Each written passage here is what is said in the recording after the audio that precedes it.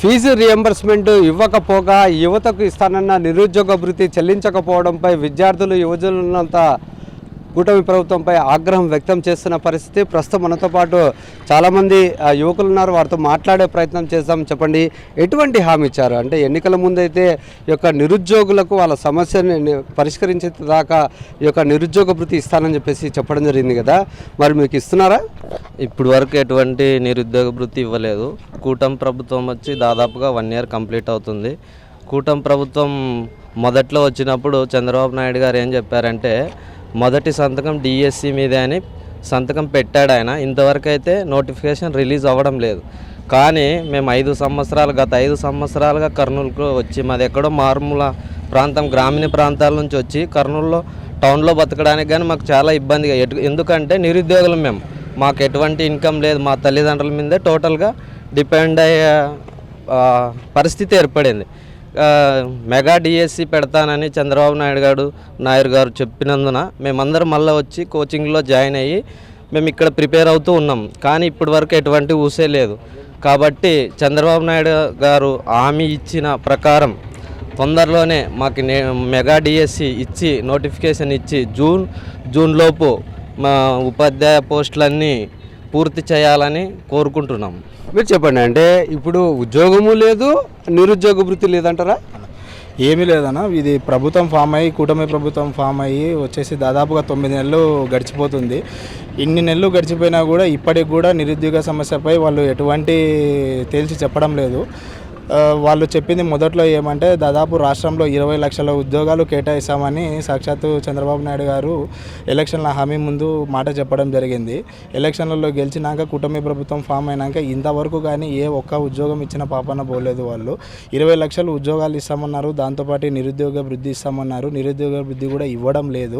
ఈ కర్నూలు జిల్లా, మన కర్నూలు జిల్లాకి చుట్టుముట్టు పల్లెల్లో నుంచి వచ్చి వాళ్ళ తల్లిదండ్రులను వదిలి ఏదో సాధిస్తామని చెప్పి ఇక్కడ రూములు తీసుకొని రెంట్లు కట్టుకొని హాస్టల్లో ఉండి ప్రతిరోజు చదువుకుంటూ కాలం గడుపుతూ పోతూనే ఉన్నారు. కానీ ఇంతవరకు ఏ నోటిఫికేషన్ రావడం లేదు, ఏది జరగడం లేదు. కనీసం నిరుద్యోగ వృద్ధి అన్న ఇస్తే వాళ్ళకు వాళ్ళ తల్లిదండ్రుల మీద కాకుండా వాళ్ళ సొంతంగా వాళ్ళు ఏదో హాస్టల్ ఫీజులు కట్టుకోనో లేకుంటే ఇన్స్టిట్యూషన్ ఫీజులు కట్టుకోనో వాళ్ళు కోచింగ్ తీసుకొని ఏదో ఒక ఉపయోగం అన్న ఉంటుంది. వాళ్ళు ఏది చేయకపోవడం వల్ల యువతకైతే చాలా ఇబ్బంది ఉందన్న, విద్యార్థులకు యువతకు చాలా ఇబ్బందులు ఎదుర్కొంటున్నారు. దీని మరి ఏంటి అంటే మొదటగా ఏం ఆశించారు? అసలు కూటమి ప్రభుత్వం అధికారంలోకి వచ్చిన తర్వాత ఏం జరుగుతుంది యువతకు అని మీరు ఏం భావించారు? అంటే కూటమి ప్రభుత్వం వచ్చి రాగానే మేమైతే మొదటిగా వాళ్ళు టెట్ రిలీజ్ చేసినారన్న నోటిఫికేషన్. వాళ్ళు టెట్ రిలీజ్ చేసి వాళ్ళు క్వాలిఫై అయిన వాళ్ళు అట్టే రాసినారు, క్వాలిఫై అయినారు, అలాగే ఉన్నారు. కానీ ఇంకా డిఎస్సి నోటిఫికేషన్ విడుదల చేయలేదు. ఒకవేళ డిఎస్సి నోటిఫికేషన్ విడుదల చేసినా కూడా ఎన్ని ఉద్యోగాలు భర్తీ చేస్తామని మంత్రి లోకేష్ గారు ఇంతవరకు అయితే తేల్చి చెప్పడం జరగలేదు. ఏదో మేము ఇస్తున్నాం అంటున్నారు. మళ్ళీ వాళ్ళు టెట్ నోటిఫికేషన్ మళ్ళీ కొత్తగా రిలీజ్ చేస్తే గతంలో క్వాలిఫై అయిన వాళ్ళు అలాగే ఉన్నారు, ఇప్పుడు క్వాలిఫై అయిన వాళ్ళు ఉంటారు. అదే వాళ్ళకు ఒత్తిడి పెరగడం తప్ప ఎంతమందికి న్యాయం జరుగుతుందని అయితే వాళ్ళైతే తేల్చి చెప్పారు. మరి ఎందుకు నిరుద్యోగ భృతి మీద మాట్లాడటం లేదంటారు? అది వాళ్ళు మాటలు చెప్పి తప్పించుకోవడమే ఉంది, కానీ దాని గురించి అయితే ఏం మాట్లాడడం లేదన్న. దానివల్ల ఏం ఉపయోగం లేదు. మేము మా వైఎస్ఆర్సీపీ విద్యార్థి విభాగం తరపు నుంచి, యువత విభాగం తరపు నుంచి ఇదే సమస్య మీద పోరాడడానికే రేపు మార్చి 12వ తారీఖు యువత పోరు మరి కొందరితో మాట్లాడే ప్రయత్నం చేద్దాం. ఎట్లా అనిపిస్తుంది అంటారు ఇప్పుడున్న సిచ్యువేషన్స్లో నిరుద్యోగ భృతి రాకపోతే ఈ యొక్క యువత పరిస్థితి ఏంటి? ఫస్ట్ ముఖ్యంగా చెప్పాలి అంటే ఎందరో మహానుభావులు చెప్పిన విధంగా ఇంకొకటి మన పార్టీ అధినేత వైఎస్ జగన్మోహన్ రెడ్డి గారు చెప్పడం ఏంది అంటే, గతంలో ఒక కుటుంబం బాగుండాలి అంటే ఆ కుటుంబంలో ఉన్న పిల్లల భవిష్యత్తు బాగుండాలంటే ముఖ్యంగా కావాల్సినది విద్య. ఈ విద్య అనేది డాక్టర్ వైఎస్ రాజశేఖర రెడ్డి గారు సీఎంగా ఉన్నప్పుడు ఎన్నో సంక్షేమ పథకాలు తీసుకొని వచ్చి ఫీజు రియంబర్స్మెంట్లు కానీ, స్కాలర్షిప్లు కానీ, హాస్టల్ వసతులు కానీ చాలా బాగా చేశారు. ఆ రోజు డాక్టర్ వైఎస్ రాజశేఖర రెడ్డి గారు చేసిన దానికంటే ఇంకొక మెట్టు పై స్థాయిలో వైఎస్ జగన్మోహన్ రెడ్డి గారు చేయబడ్డారు.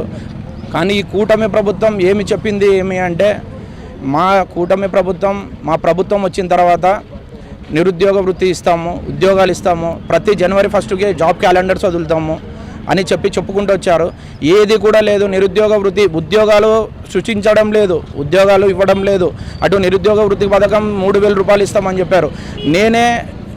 నాది డిగ్రీ కంప్లీట్ అయింది. నేను నిరుద్యోగిని. ఈరోజు ఎక్కడ కూడా ఉద్యోగం చేసుకోవడానికి ఎక్కడ కూడా లేదు. నేను ఏదైనా నోటిఫికేషన్ పడితే, ప్రైవేట్ నోటిఫికేషన్లు ఏదైనా పడినా, లేకుంటే ఏ నోటిఫికేషన్లు పడినా కూడా నా ఇంట్లో నా తల్లిదండ్రుల దగ్గర నేను ఆధారపడి డబ్బులు ఇప్పించుకొని ఆ నోటిఫికేషన్కి అప్లై చేసుకోవాల్సిన పరిస్థితిలో నేను ఉన్నాను. అటువంటి పరిస్థితుల్లో ఈ కూటమి ప్రభుత్వం తీసుకొని వచ్చిన విద్యార్థులను రోడ్డు పాలు చేసిందని చెప్పేసి నేను చెప్తున్నాను.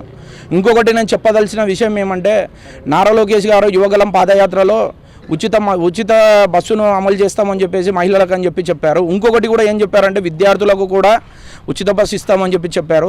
ఉచిత బస్సు లేదు, మహిళలకు బస్సు లేదు, విద్యార్థులకు విద్య లేదు, ఏది కూడా లేదు. 17 మెడికల్ కాలేజీలు తీసుకొని వచ్చి జగన్మోహన్ రెడ్డి గారు తీసుకొని వచ్చి హయాంలో 2019 నుంచి 2024 హయాంలో జగన్మోహన్ రెడ్డి గారు మెడికల్ కాలేజీలు తీసుకొని వస్తే దాంట్లో 11 మెడికల్ కాలేజీలో ప్రైవేటీకరణ చేస్తా అని చెప్పి వీళ్ళు అమలు చేస్తున్నారు. మేము డిమాండ్ చేసేది ఏమంటే ఒకటే చేస్తున్నాము. ఎలా అయితే విద్యార్థులు కష్టపడి చదివింటారో విద్యార్థుల భవిష్యత్తును కూడా తీర్చిదిద్దే బాధ్యత గవర్నమెంట్ ప్రభుత్వం పైనే ఉండాలని చెప్పేసి డిమాండ్ చేస్తున్నాం. చెప్పు, ఇప్పుడున్న సిచ్యువేషన్స్ బట్టి ఏమవుతుంది అంటే, యువత ఇంత ఇబ్బంది పడుతున్నారు. ఏదైతే చదువుకోవాలనుకున్నా, ఉద్యోగం సంపాదించాలనుకున్నా, అప్లికేషన్ నోటిఫికేషన్ని అప్లై చేయాలనుకున్నా కూడా ఖచ్చితంగా ఇప్పటికీ తల్లిదండ్రుల మీద ఆధారపడిన సిచ్యువేషన్. ఇటువంటి సిచ్యువేషన్ ఎందుకు వచ్చిందంటారు? ఈ సిచ్యువేషన్కి ముఖ్య కారణము మన ఇప్పుడు వచ్చిన కూటమి ప్రభుత్వము. ఇంతకుముందు జగనన్న గవర్నమెంట్లో ఇంట్లో చదువుకునే పిల్లల కోసం అమ్మఒడి పథకం పెట్టాడు, విద్యా దీవెన పెట్టాడు. ప్రతి సంవత్సరం ఆ టైంకు ఆ విద్యా దీవెన కానీ వసతి దీవెన కానీ రిలీజ్ ఎన్ని కష్టాలున్నా, ఏం ప్రాబ్లం ఉన్నా విద్యా వ్యవస్థను మటుకు జగన్మోహన్ రెడ్డి గారు బలపరుస్తూనే వచ్చాడు, దానికి సహకరిస్తూనే వచ్చాడు. అప్పుడు అందరూ సంతోషంగా ఉన్నారు. ఇప్పుడు ఈ కూటమి ప్రభుత్వం వచ్చినాక యువకులని, నిరుద్యోగులని ఎంత మోసం చేయాలనో అంత మోసం చేయడానికి రెడీ అయ్యి ఆ మోసాన్ని అమలు చేస్తూ వస్తున్నారు. అలాగే ఈ గవర్నమెంట్ ఏర్పడిన వెంటనే ఫస్ట్ సంతకం చంద్రబాబు నాయుడు గారు మెగా డిఎస్సి మీద పెట్టి ఎంతోమంది లక్షల మంది విద్యార్థులకు ఏదో ఉద్యోగం ఇస్తా, రేపు కాకుండా ఎల్లుండి ఇస్తా అన్న నమ్మకం తెలియలేక ఫస్ట్ సంతకమే చేసి ముఖ్యమంత్రి చేసిన సంతకంకే 10 నెలలు అయినా కూడా ఇంప్లిమెంట్ చేయలేకున్నాడు. అంటే ఆయన పెట్టిన ఫస్ట్ సంతకానికే ఆయన్నే వాల్యూ ఇచ్చుకోలేక ఇంతమంది విద్యార్థుల మానసిక క్షోభకు గురి చేస్తున్నాడు. ఈ విద్యార్థులతో పాటు విద్యార్థుల తల్లిదండ్రులు కూడా మానసికంగా ప్రతిరోజు ఆ ఎగ్జామ్ ఎప్పుడు వస్తుంది, ఇలా పని చేసుకోలేరు, ఇలా ఎగ్జామ్కు ప్రిపేరు ఎన్ని రోజులు అవుతుందో తెలియదు, వాళ్ళ ఆర్థిక పరిస్థితి ఏమి, ఎన్ని రోజులు హాస్టల్లో ఉండాలి, ఎన్ని రోజులు కోచింగ్ తీసుకోవాలి, ఇంత ఇబ్బంది పెట్టి విద్యార్థులను ఇంత దారుణంగా మోసం చేస్తున్న ప్రభుత్వం ఏదైనా ఉందంటే ఈ కూటమి ప్రభుత్వమే. ఇంకా దీంట్లో గొప్పగా చెప్పాల్సిందంటే ఆయన ప్రశ్నించే నాయకుడు యాడున్నాడో అర్థం కాకుంది. నేను ప్రశ్నించనికనే పార్టీ పెట్టినా అన్నాడు. విద్యార్థులకు, యువకులకు, నిరుద్యోగులకు ఇంత అన్యాయం జరుగుతుంటే ఈ రోజు వరకు అసెంబ్లీలో కానీ బయట కానీ ప్రశ్నించకుండా, దాన్ని ఊసెత్తకుండా ఓన్లీ కక్ష సాధింపు చర్యలు చేసుకుంటూ ఆ రెడ్ బుక్ రాజ్యాంగాన్ని అమలు చేయడానికనే వాళ్ళకు టైం లేదు. కానీ ఈ విద్యార్థులు కానీ నిరుద్యోగుల గురించి కానీ ఈ ప్రభుత్వానికి పట్టట్లే. ఆ లోకేష్ అలాగే యువగలం పేరుతో గడపకు జిల్లాలు తిరిగి అందరికీ గాలి కొట్టుకుంటూ నేను అది చేస్తా, ఇది చేస్తా, 20 లక్షల ఉద్యోగాలు ఇస్తా, ఆ 20 లక్షల ఉద్యోగాలు ఇవ్వకపోతే నెల నిరుద్యోగ భృతి ఇస్తా అని చెప్పాడు. ఈరోజు ఆల్రెడీ ఉద్యోగాలు ఇవ్వలేదు. సరే, నిరుద్యోగ భృతి అన్న ఇస్తే వాళ్ళ ఫీజులకు కానీ వాళ్ళు ఏదైనా అప్లికేషన్లు పెట్టుకోవడానికి కానీ పనికొస్తుంది. అంటే ఆ నిరుద్యోగ భృతి గురించి బడ్జెట్లో దాని గురించి చర్చ లేకుండా చేసినారు. ఇంత దారుణంగా అంటే ఒక హామీ ఇచ్చి దాన్ని ఇంత దారుణంగా మోసం చేయడం ఒక కూటమి ప్రభుత్వం, ఆ చంద్రబాబు నాయుడు, లోకేష్, పవన్ కళ్యాణ్కే చెల్లుతుంది. దీని మీద మనం చూసుకున్నట్లయితే ఏదైతే కూటమి ప్రభుత్వం అధికారంలోకి వచ్చిన తర్వాత అన్ని వర్గాల ప్రజలను మోసం చేశారు. ముఖ్యంగా విద్యార్థులను, అదే యువతను, నిరుద్యోగులను కూడా ఈ యొక్క కూటమి ప్రభుత్వం మోసం చేశారంటూ వీరంతా ఆగ్రహం వ్యక్తం చేస్తున్న పరిస్థితి. ఏదైతే ఈ యొక్క నిరుద్యోగ భృతి లేకపోవడం వలన తాము చాలా ఇబ్బంది పడుతున్నామంటూ యువతులు చెప్తున్నారు. ఇప్పటికైనా ఈ యొక్క నోటిఫికేషన్ ఇచ్చిన దాని ప్రకారంగా ఈ యొక్క మెగా డిఎస్సిని కానీ ఇతర ఉద్యోగాలను కానీ విడుదల చేస్తే ఖచ్చితంగా తాము ఉద్యోగం సంపాదిస్తాం, లేకపోతే ఇప్పటిదాకా తల్లిదండ్రుల మీద ఆధారపడినట్లుగా రానున్న రోజుల్లో ఇంకా వారి మీదనే ఆధారపడాలనే పరిస్థితి మాకు ఉందని చెప్పేసి యువత అంతా బాధపడుతున్న పరిస్థితి కనపడుతుంది. కెమెరామెన్ శేఖర్తో లోకేష్, సాక్షి టీవీ, కర్నూలు.